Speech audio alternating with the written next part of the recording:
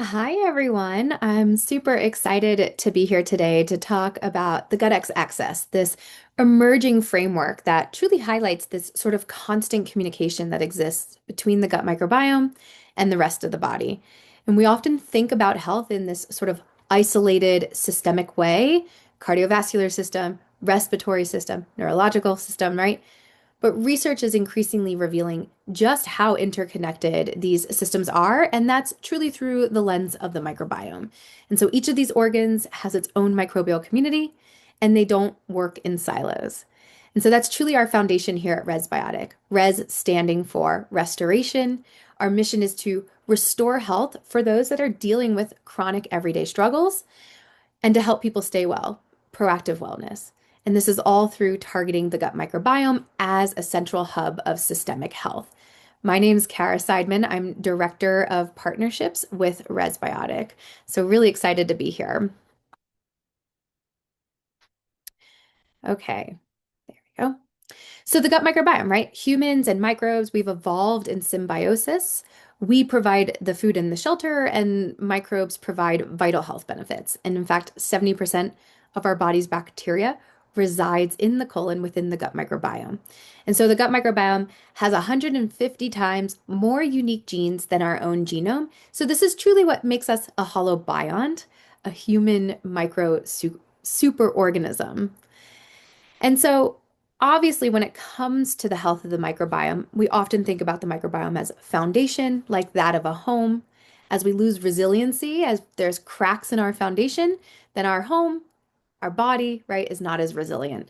But we often think poor microbiome health or poor gut health looks like these sort of obvious gut health symptoms: abdominal pain, bloating, bowel changes, gas. But the reality is that the gut influences every aspect of human health and it can show up as symptoms and conditions affecting all these different organ systems from bone and joint health to hormonal health to lung health, metabolic health, and beyond. And so our microbial imbalances, they don't just stay in the gut, they're rewiring our body's inflammatory, metabolic, and immune networks, impacting beyond the gut itself. And so this is what we call here at Resbiotic, a term that we've coined is the gut X axis. And this is a term that is used to explain how our gut microbiome communicates with other bodily organs, right? To modulate these biological pathways, and more importantly, to deliver precise health benefits to these various systems. And this is all mediated through systemic circulation, which is basically that superhighway carrying oxygen and nutrients, hormones, immune cells, signaling molecules like short chain fatty acids, allowing our systems and organs to talk to each other, creating these bidirectional relationships or these axes. And so one of the biggest questions and areas of research is truly focused on, answering this question of, what does it mean to have a healthy gut microbiome? What does a healthy gut microbiome look like? And we truly don't yet have this ideal pattern or signature, but we have key characteristics that we know are necessary to promote resiliency. So when we're in a eubiotic state or a state of having an abundance of our beneficial microbiota with low levels of pathogens and low levels of opportunists, this helps to reinforce that mucosal layer or the gut barrier, that security perimeter that keeps what we want in the microbiome from getting into our immune system. And so then we have those well-formed, tight junctions. Your individual fence posts are tightly put together, so nothing can get in that you don't want to get out, right? And so a healthy gut microbiome really acts as this peacekeeper for our immune system and our overall health. But the microbiome is sort of under this constant pressure. And we call these microbiome disturbances, or actually what's termed as the exposome. And these microbiome disturbances, especially in early life and throughout life, can weaken and threaten the immune system's tolerance, contribute to dysregulated gut microbiome, and essentially leave the body more susceptible to long-term health challenges and even predisposing us to conditions like allergy, asthma, and even obesity.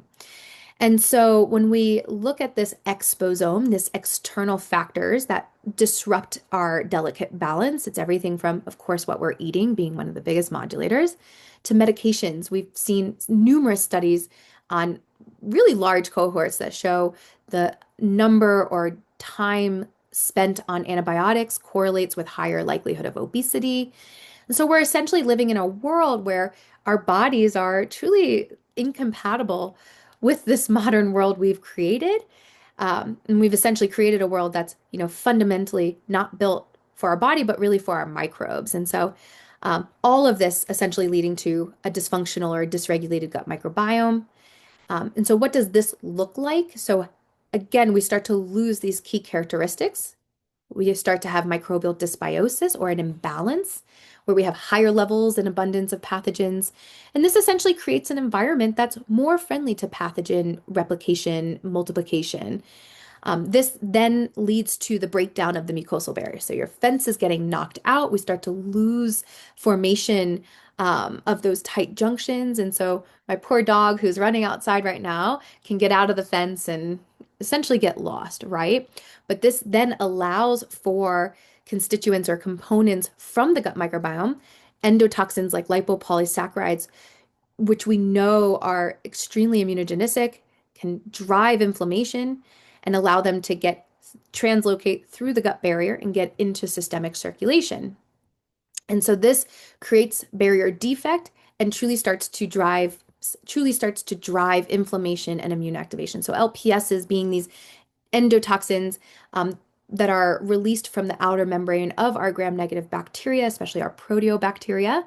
Higher levels of proteobacteria, that we often see very common in conditions like asthma, obesity, lead to greater endotoxin release. And so in a healthy gut, we know LPS is truly kept in check, but when the gut barrier is compromised, when we have barrier defect, then LPS can translocate into circulation and start triggering that immune activation, that systemic inflammation to various parts of the body. And so a dysbiotic gut microbiome or this dysfunctional gut microbiome really is miseducating the immune system and these other organ systems. And this leads to dysregulation throughout the body along these various axes. And so we're going to take some time now to explore some of these intricate communication networks between our microbiome and other bodily systems.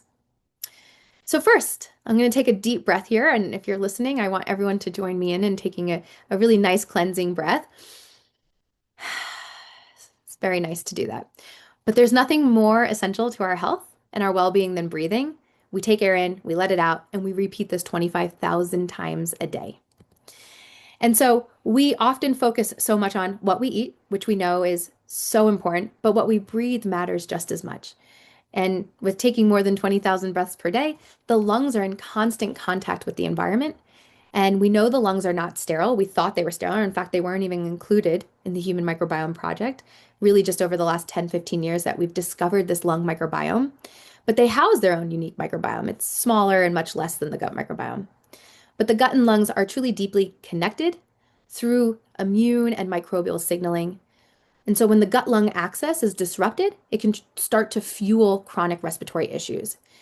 So we focus on building resiliency to the lungs, but we also need to be concerned about our lung resiliency. And that's truly because, and really gives insight into, finding solutions that are targeting a lot of these real world problems because we all breathe, and many of us, in fact, 131 million Americans live in areas that have unhealthy levels of air pollution. And there was just a really interesting study that came out that showed how air pollution is modulating the microbiome and driving more dysbiosis. And so really proving that this gut-lung axis is real. We know that COPD is the third leading cause of death worldwide, and the use of e-cigs, vapes, these are continuing to be prevalent, especially among younger adults, and the damage for them is not just problematic, but it's lifelong. And so the gut-lung axis, right? We know there occurs this deep connection, and it's through a shared immune and circulatory network, especially through the thoracic duct, which delivers gut-derived lymph cells, immune cells, and microbial metabolites straight to the lungs. It's a direct shot to the lungs. And so microbial metabolites like our short-chain fatty acids travel through the bloodstream, through the lymphatic system, and they can begin to modulate lung immune responses, inflammatory responses, and even promote mucosal repair. And so your gut microbiome can shape your lung health and can really impact the resilience to respiratory disease. And so this is why you may have two people living in a household, or let's take COVID as an example, where you've got two people that come down with COVID, one person ends up in the hospital and one person barely has symptoms. This is where the gut microbiome is really playing a role in this crosstalk that exists. And so, we see how dysbiosis and changes to the gut microbiome really fuel inflammation to the lungs.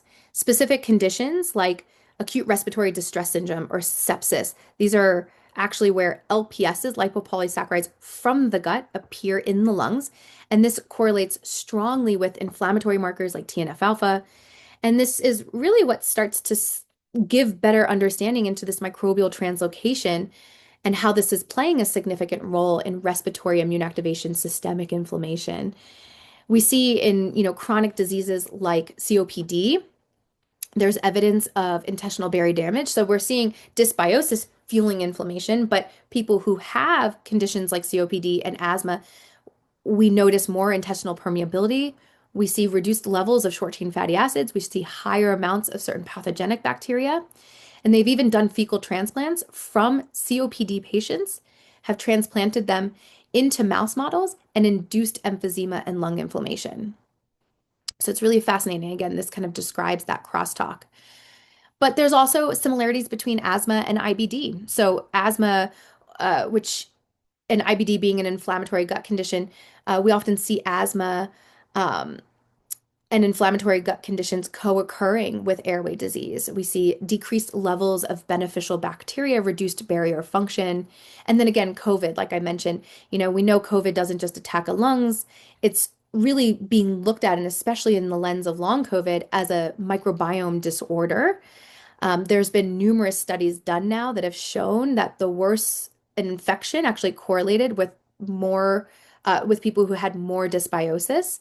And so again, we're really looking at COVID, long COVID, as being a microbiome condition.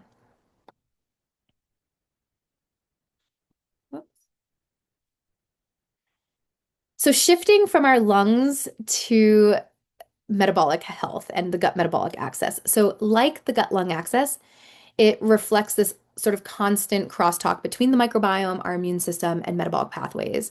We see clear microbiome imbalances in obesity, type 2 diabetes, metabolic syndrome. And I always think of those patients that are, doing everything right and, eating well and exercising, but still struggling with issues, still having inability to lose weight or inability to control blood sugars. And so this is really where the root of it can be really coming from the microbiome. It's not just about calories. It's not just about our genetic makeup. The microbiome is essentially this gateway for true metabolic resilience. And so this is really one of the biggest areas of focus as we learn and talk more about health span, longevity, and given the sort of constant rise in metabolic issues, everyone should be concerned about their metabolic health. So 1 in 3 American adults has metabolic syndrome. 1 in 6 American adults has diabetes. 88% of Americans are metabolically unhealthy. And what's fascinating is metabolic dysregulation or metabolic concerns. It's not just obesity or blood sugar changes. It's cognitive decline, it's joint pain, it's fatigue, it's appetite changes. It encompasses so much more. So much of our healthcare spending is put forth, is spent on chronic metabolic conditions. And as we enter into different life cycle stages, menopause especially, we are faced with a time and a period of life where there's more overweight and obesity. And we know that obesity and metabolic health is a risk factor for so many other conditions. And so, what are the mechanisms that are regulating the gut metabolic axis? I was listening to someone do a talk, and I often say, my microbiome made me do it, or my microbiome made me eat it. And there's actually truth behind that. And so, 90% of our gut bacteria belong to there's sort of two main phylas, the largest sort of umbrella of bacteria. We have our Firmicutes and Bacteroidetes. And so in obesity, we often see higher Firmicutes to Bacteroides ratio. And so for those of you who do stool testing, you'll often notice that. But what this translates to is that the microbiome is more efficient at extracting calories, even from the same food. So you can have someone who's lean, has a healthier microbiome, eats the same meal as someone who has an obese microbiome, and that obese microbiome is more metabolically thrifty. So there's efficiency, and that efficiency comes at a cost. We see altered fatty acid and bile acid metabolism. which can increase and drive more intestinal permeability, which allows for that LPS translocation and a condition known as metabolic endotoxemia or low-grade chronic inflammation fueled by this lipopolysaccharide translocating and getting into systemic circulation. And that's where we start to see the rise in inflammatory cytokines, triglycerides, postprandial insulin. And this essentially disrupts signaling for short chain fatty acids, which we know regulate glucose, lipids, satiety, hormone production, GLP-1 production. So in a dysbiotic gut microbiome, there's impaired hormone signaling. So again, not just reduced GLP-1 peptide YY production, but more leptin resilience, altered ghrelin, so disrupting all of those hunger cues. And so again, when a patient is doing a lot of things right, but still can't lose weight, struggles with fatty liver, they're not consuming uh, copious amounts of, soda, and that's why fatty liver has now been changed to metabolic dysfunction associated steatotic liver disease, right? It's a mouthful.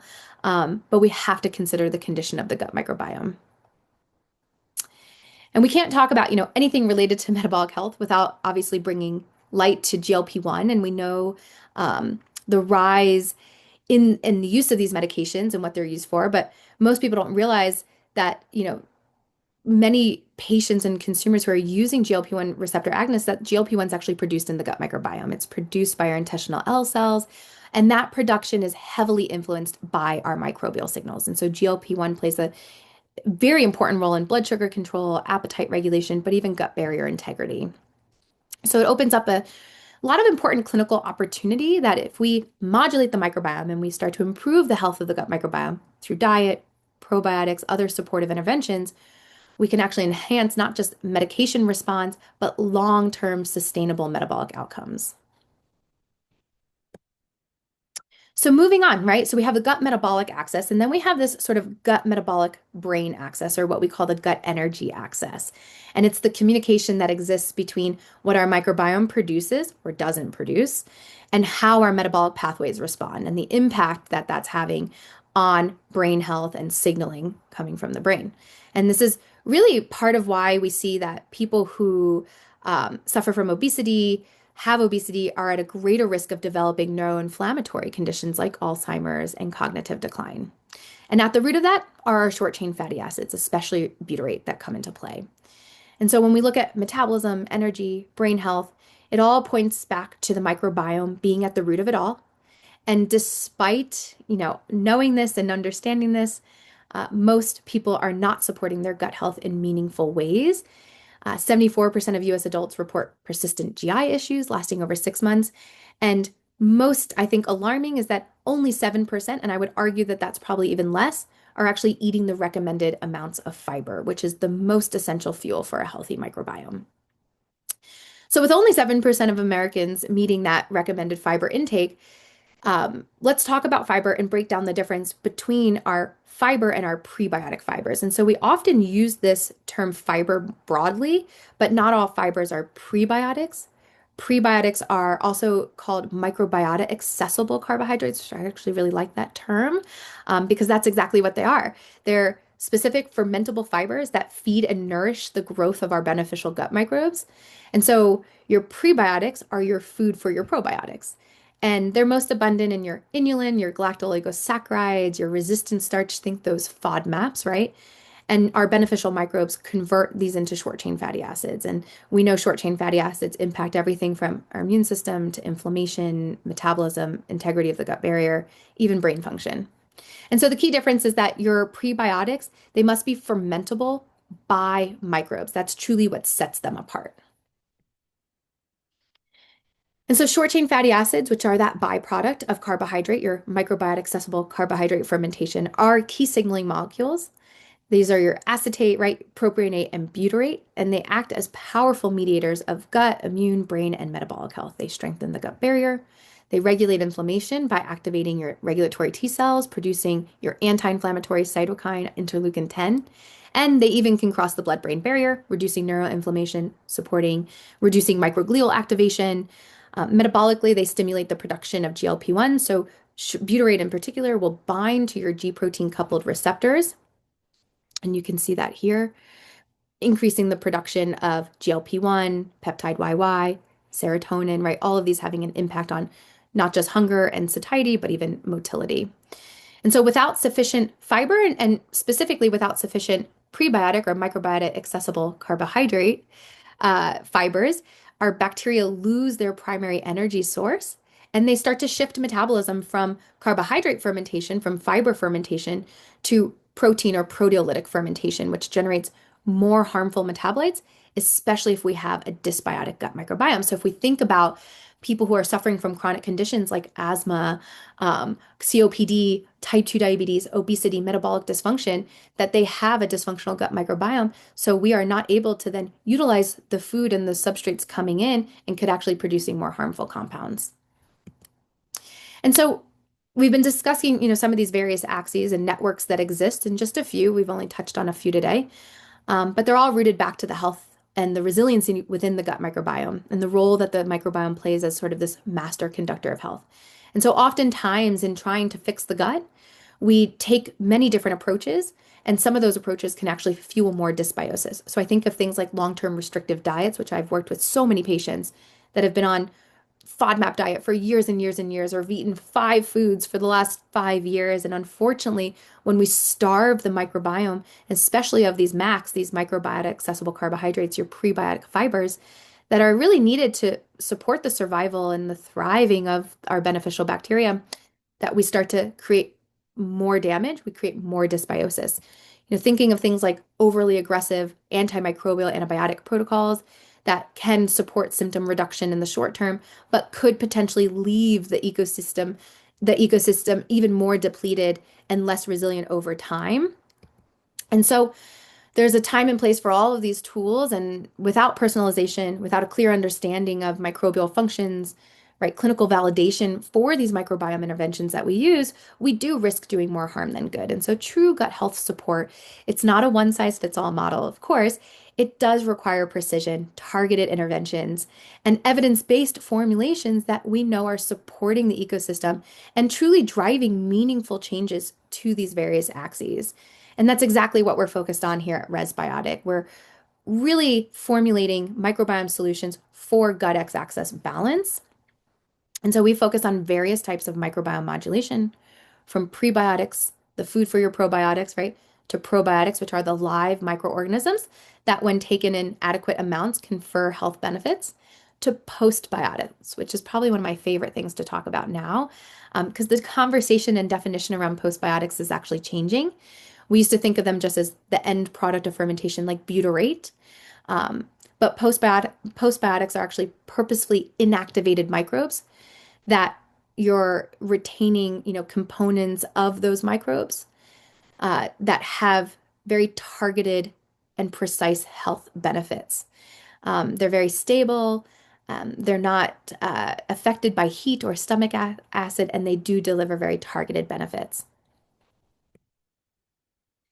But it's very important when we talk about the world of probiotics and postbiotics that strain matters, and we should know the name of the strain, because efficacy of that probiotic or that postbiotic is strain dependent. And so strain determines function. And what do I mean by strain? So we'll take bacteria here, right? And we'll take Lactobacilliaceae, which is the family. Let's make it a little bit more specific, right? So Lactoplanctobacillus or Lactobacillus, right? And then you have L. plantarum. So there's lots of different L. plantarum strains. That's the species. And when you get down to that strain, that's where you notice that nomenclature. You'll often see letters or numbers. And so I use the analogy of different types of dogs, right? And when you get down to that strain, you've got terriers, you've got West Highland terriers, you've got Yorkshire terriers, right? And they look different and they act different. And that's exactly how it is with probiotics and postbiotics. So every probiotic or postbiotic is unique with a three-part name: genus, species, strain. And so when it comes to the efficacy of probiotics and these various supplements, you cannot extrapolate research that's done, say, on a West Highland Terrier and extrapolate that same research to a Yorkshire Terrier.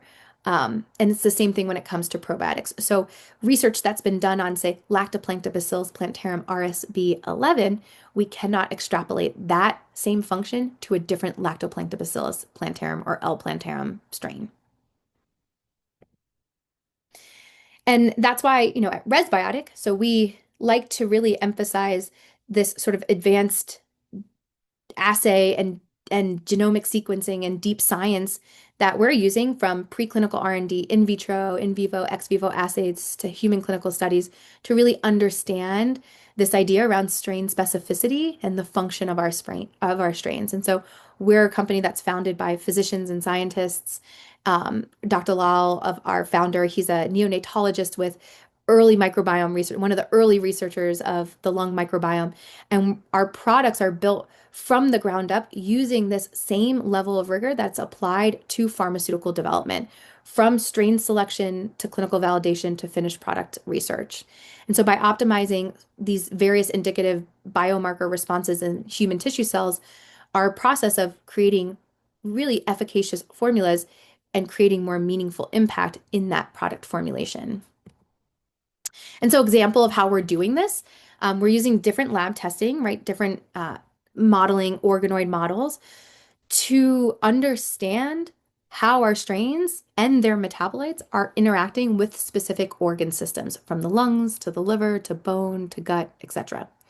And so this helps us design these targeted products that support the right system and truly isolating function to system. So, for example, one of the tests that we measure is something called MMP9, which is an enzyme that increases in relation to inflammation and tissue damage. So, higher or more elevated MMP9 levels have been linked to conditions like IBD, asthma, even neuroinflammatory conditions, again, because it's related to tissue breakdown.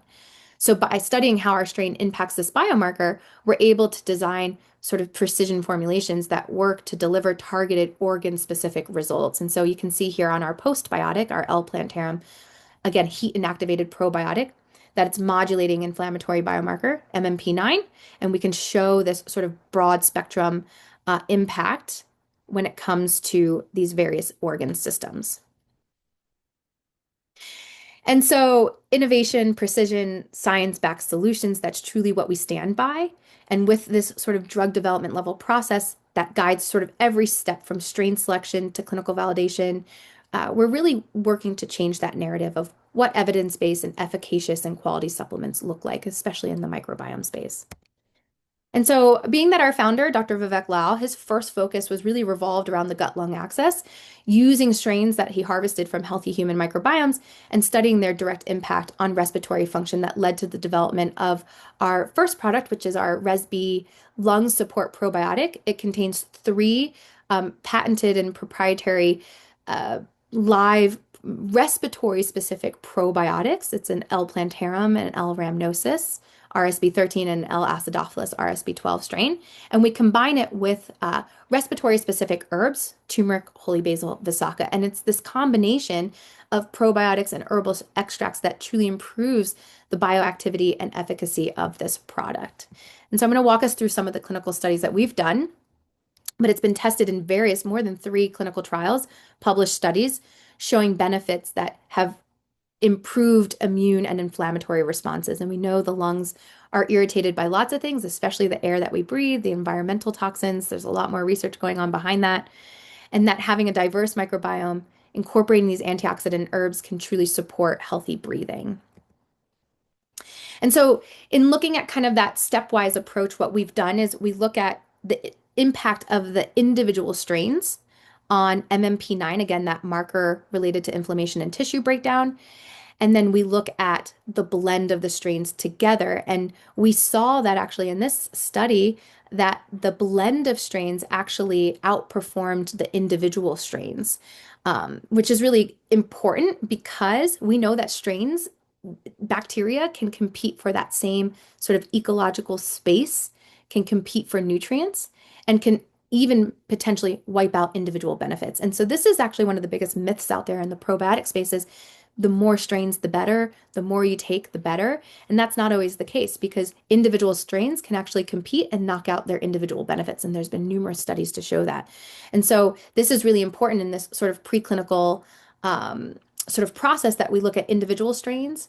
And then we look what happens when you combine the strains because individually they perform and they decreased that MMP9, meaning decreasing inflammation. But we wanted to make sure that when you put them together, that they don't knock each other out. And so again, the blend of strains elicited a more robust response compared to the individual. And then we do that same process with our herbal blend. We take Visaka, holy basil, turmeric, we look at them individually, and then we look at the blend. And the blend itself actually improved MMP9 greater than individual herbs together. Turmeric, we know, is immunoregulatory, has very potent antioxidant properties. Holy basil or tulsi, it's another Ayurvedic herb that's known to support immune system balance. And Visaka is an Ayurvedic herb that's also been used as a respiratory remedy for many years. We also saw that in inducing inflammation and lung tissue damage under LPS, so again, lipopolysaccharides, which we know drive inflammation, that resb actually helped to preserve lung architecture under that inflammatory stress.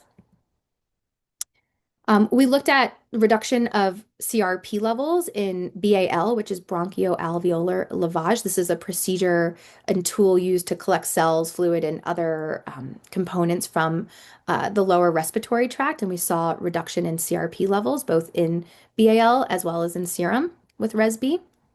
And then this was a study that was done, an open label study on 22 adults, 11 that had asthma, and 11 healthy.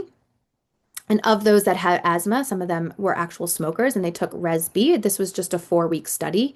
And one of the areas that we measured was known as FEV. This is forced expiratory volume. And this measures the air that you can exhale from your lungs. This assesses your lung function, something very common used in asthmatics and COPD and emphysema patients. And we saw that after just 4 weeks, resb significantly increased FEV levels. So having higher FEV levels indicates a stronger lung function. We also saw improvements in short chain fatty acid production, so improvements in acetate, propionate, and butyrate. And then quality of life improvements, so improvements in overall health, less coughing, fewer instances of shortness of breath, fewer breathing related sleep disturbances as well. And then all of the subjects that were part of this study in particular, 100% of those who smoked, 90% of asthmatic patients, 82% of healthy participants would recommend resb. This was another study we did in a 12-week RCT with adults that had COPD. And then we found in this sputum biomarkers, so looking at CRP and MMP9, all reduced with resb. We also showed that strain survival. So one of the big sort of myths out there is, oh, your lactobacillus or your bifido strains, they don't survive, the gastric tract and the acidity within the gastric tract. We actually looked at this and we found that our lactobacilli strains increased. They were increased in those resb participants. So it's not just indicating strain survival, but actually modulation of the microbiome. And so how is this all working together, right? So we know that the herbs in the herbal blend downregulate inflammation, they quench free radicals, promote bronchodilation, mucus clearance, and the probiotic organisms normalize the gut microbiome, increasing the production of our anti-inflammatory short-chain fatty acids, which we know are deficient in people that have asthma, promoting immune inflammatory modulation targeted directly to the lungs. We also have our ResG Prebeat Energy Prebiotic. This is a resistant potato starch that we blend beetroot extract and vitamin B12, a methylated B12. And so in looking at the resistant potato starch, this is a really cool prebiotic. It's not one that's super prevalent in the diet, but it's been around in the human diet for more than 10,000 years. We just don't consume enough of it. We know less than 7% of Americans consume enough fiber in general. But what's cool about this is that at low dose, only 3.5 grams, that it's clinically proven to modulate the gut microbiome. It's digestively friendly, FODMAP friendly. It's also multifunctional, so it can improve both diarrhea and constipation, especially in those who are suffering from irritable bowel syndrome. And so it acts like a soluble and insoluble fiber. But research done specifically on this prebiotic shows increasing akkermansia, which we know supports metabolic health and gut barrier integrity. Akkermansia we know is often low in a lot of metabolic conditions. And in order to, and oftentimes, even when we do testing, we see, oh, not detected. It's there, we just can't detect it. And so it's like we need to bring it back to life. It's on life support. And the way to do that is by providing prebiotic fiber and specifically this resistant starch. We also saw this resistant starch promoting the growth of bifidobacteria. So again, in 4-week study looking at that low dose, we saw benefits in both prebiotic effects in modulating the microbiome, supporting the growth of these beneficial bacteria, reducing diarrhea and constipation related issues. But then looking at the beetroot and methylated B12, why did we add those into it? Well, beets are incredibly helpful. They're rich in nitrates, betalains, polyphenols. These are really important when it comes to nitric oxide production, so cellular or stamina, mitochondrial health. So it's a great pre-workout. We also know beets can modulate the gut bacteria, promote the growth of beneficial bacteria, increasing production of butyrate even just after 2 weeks of consumption. And then B12 obviously supports cellular energy and gives our body that kind of boost without adding any caffeine. And so we did this sort of same preclinical modeling in our finished and final product. And you can see here that the pre-beet, so this is the finished product, the resistant starch with the beetroot, with the B12, elicited a greater impact. Whoops, let me go back. Elicited a greater impact on nitric oxide production and growth of bifidobacteria and lactobacilli. We also, because we know that short chain fatty acids play such an important role in metabolic health, we also wanted to look at GLP-1 production, and we did in fact see that the finished product supported the natural production of GLP-1. And so that kind of led us to develop something to further improve metabolic health because we know prebiotics have, an impact obviously beyond just metabolic health. And this led us to the development of our ResM GLP-1 postbiotic. So again, not a probiotic, but a heat inactivated probiotic, postbiotic, really targeting those benefits.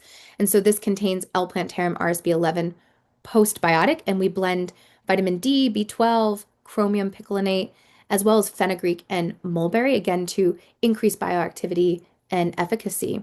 So same sort of modeling that we did. We took the postbiotic and we looked at specifically GLP-1 production related to that postbiotic, but we also looked at MMP9 because we wanted to make sure that we were targeting metabolic health, but we also were modulating the microbiome because we know the microbiome and supporting the microbiome is at the root of what's really going to help build more metabolic resiliency. And then we also looked at the blend of herbs, so white mulberry, fenugreek, which we know support blood sugar, we know have impact on our appetite, and they also increase GLP-1 production. But we also looked at glucose consumption, so the efficiency of glucose breakdown in the cells. And then, again, in this sort of stepwise pharmaceutical precision, we look at the biotic, we look at the blend, and then we put it all together. And so then in the finished product assays, we also saw even greater improvement to that glucose consumption. We saw a 150% increase in glucose consumption. So again, enhancing the ability of our cells to absorb and metabolize glucose efficiently. But we also saw higher levels of active GLP-1, which we know can support blood sugar regulation and appetite control and signaling. And so we actually have our clinical trial underway currently. This is a double-blind, randomized, placebo-controlled trial. We have about 80 participants, and we should have our results coming up in the next couple months, actually. And so when it comes to, microbiome care, we are really moving into more of this precision and targeted space. And so I'm excited that we've recently just launched our sort of exclusive healthcare provider program with resbiotic, and now available on Get Healthy, that I wanted something, especially in the microbiome space, where we know that microbiome modulation takes time. And so oftentimes people will take a product and after 30 days, they're like, oh, I haven't seen any changes. And so we're now offering healthcare providers exclusively 60 days worth of products. So their patient can actually walk out. Your patient can walk out with a more clinically efficacious, more patient adherent product because it does take time to modulate the microbiome. We have exclusive resources, protocols, handouts for your patients as well, and of course, one-on-one clinical support that we're offering. And so when it comes to choosing the right probiotic for microbiome health, ResB, again, very specific to lung function, respiratory health. We joke at our company, anyone who breathes, but I live in Colorado, I get sort of air quality alerts all the time. But anyone struggling with acute or chronic lung dysfunction, I think of our long COVID patients, our athletes who are trying to optimize their lung function, especially people who live amongst wildfires or with air pollution. This can be a really helpful precision microbiome solution. Our ResM GLP-1 postbiotic, anyone wanting to optimize metabolic health, independent of medications, diet, exercise, can be a companion product, can support reduction in symptoms and side effects, can, support the ideal gut microbiome to promote better effectiveness of GLP-1 medications and use, and even for those transitioning or cycling off GLP-1 medications. And then our prebiotic, this is kind of one of the first things I always start with my patients because it's digestively friendly. It's not going to induce more GI distress, but this is really what's going to start feeding your gut microbiome, improving, the life of those very important beneficial microbes that are left on life support that are not getting the substrate and the fuel that they need. But really great as a pre-workout because of that beetroot, mitochondrial support.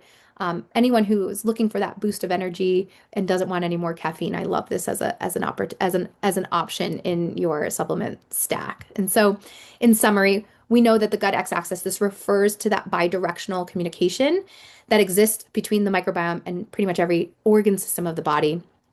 Dysbiosis, gut barrier function, these are all foundational to triggering systemic inflammation, disrupting immune responses, contributing to chronic disease across these systems.